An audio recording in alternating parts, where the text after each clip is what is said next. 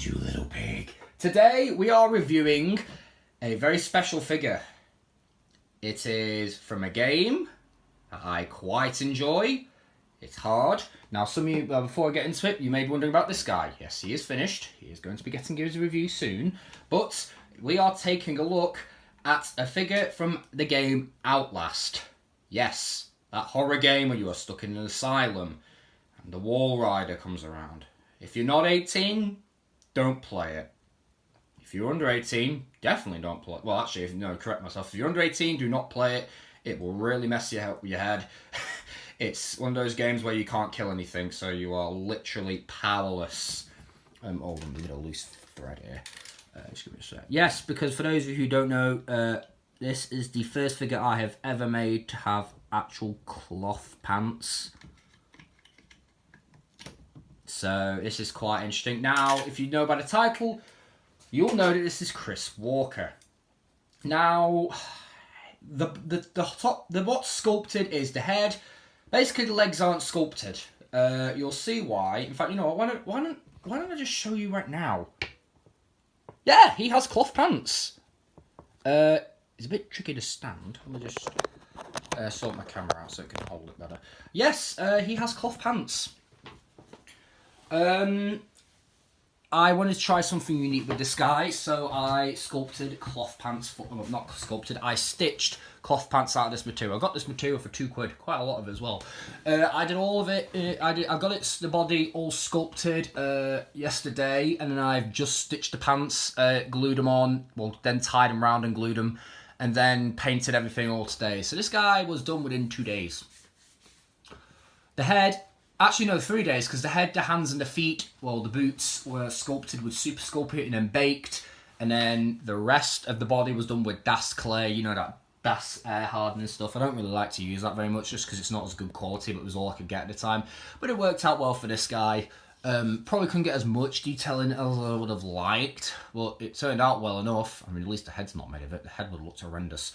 So, okay, so let's actually get in close to this guy. Not that we'd want to do that in the game, because he will grab you and tear your head off, but still, never mind. This is the figure, not the character, not the actual game character.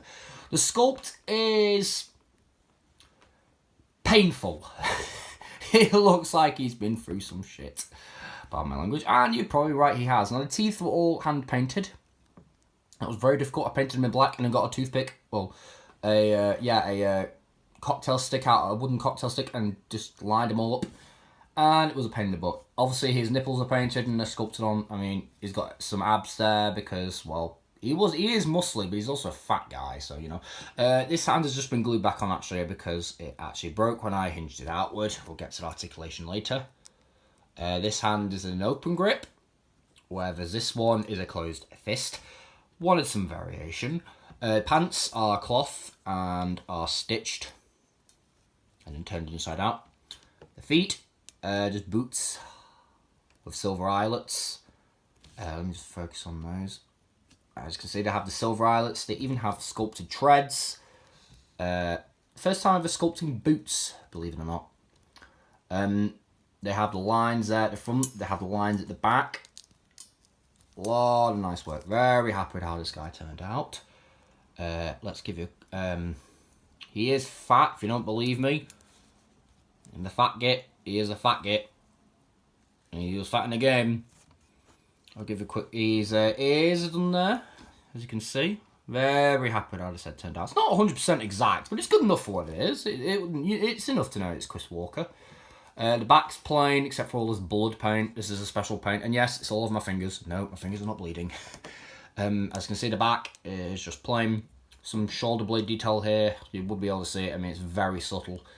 The pants are heavily stained with this stuff. Now, I did miss out the chains because there is no way I can do chains. I can't sculpt chains. I can't get any ones that will fit this, as they don't exist.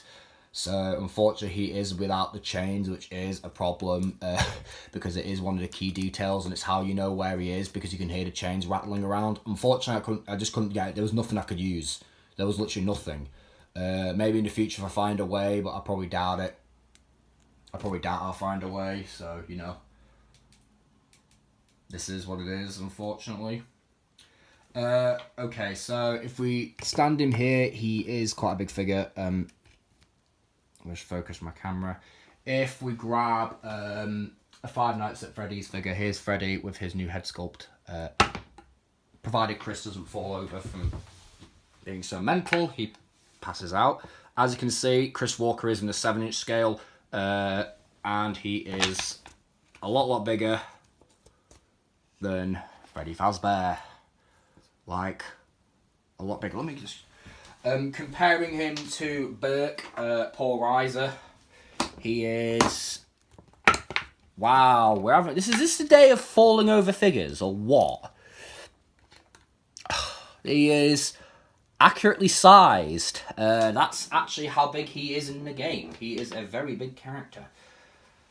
And then if we compare him... And then again, these mannequins are like 8 inches tall, so it kind of works, really. If we compare him to Water Hazard... Oh, crikey, he is actually a bit bigger than Water Hazard. I think it's because of the boots. Because the boots do give him a bit of height. Water Hazard is not really just a standard mannequin. There's nothing modded, really, except for the head. That's it. All that's modded on him is the head.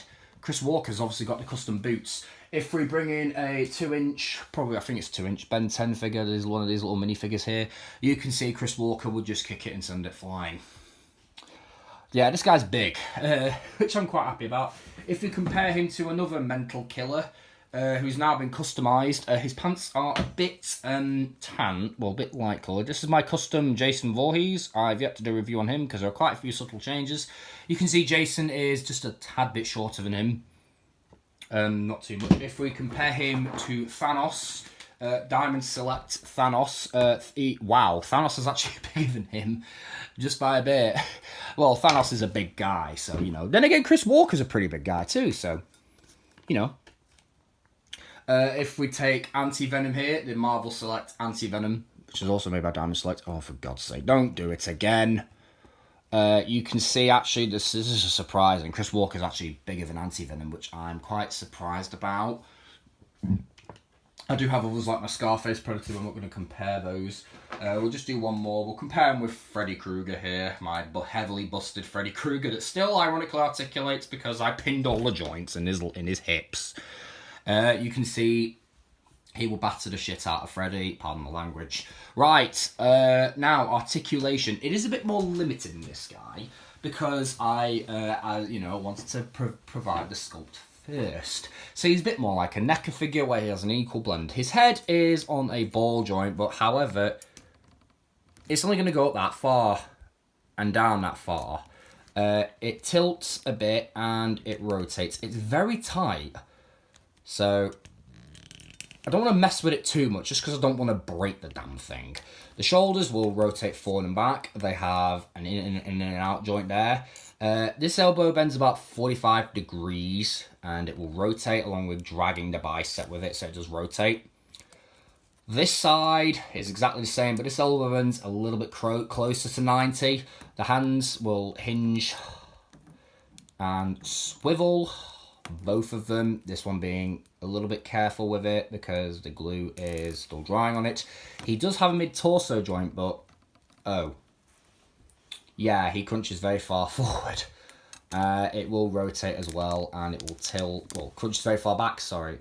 It will go forward, but the clay isn't fully hardened, so that will get damaged very quickly. I don't want to do that. I might end up gluing the torso in place, I'm not sure yet. Probably not. Now, obviously, the legs are cloth, so the mannequin has full range of movement. It goes about that far forward, that far back. Can bend at the knee, roughly, just a bit close to, a bit shy of 90. Rotate there, and the hinge at the foot, along with a swivel. So this guy is pretty well articulated for being a much thicker, chunkier character. Obviously, he's nowhere near as chunky as Thanos. Of course, you know, his hands are small, but, you know, at the end of the day, he is, you know, this is how he looks in the game. Obviously, he's a little bit skinnier than he is in the game, actually. In the game, he's a lot bigger. His arms are most certainly big. I think his arms might be a little bit deformed, actually. And as you can see, the clay's already started to separate there. So I'm going to need to put a lot of glue on that. And the legs are a little bit loose. I don't know why. The mannequin's got a bit of loose joints. I don't know. But yeah, if you like horror games, play Outlast. It is pretty good. Keep in mind, the only thing you have is a camera and stealth skills. You don't have a single weapon at all. And if you are under 18, do not play the game, because I will not be happy and I'll be quite disappointed, as the game has a lot of nasty imagery, one of them being necrophilia. If you don't know what that means, you'll learn when you're older. I'm not explaining it, so don't bother asking in the comments. The comment will be deleted. I will not explain inappropriate themes on this channel. Yeah, Outlast is a bit screwed up. Good game, screwed up nature. Still, this has been Chris Walker. I will see, well, this has been the Chris Walker figure, at least. Let's just zoom in my head once more time. And I will see you guys in the next video. Peace.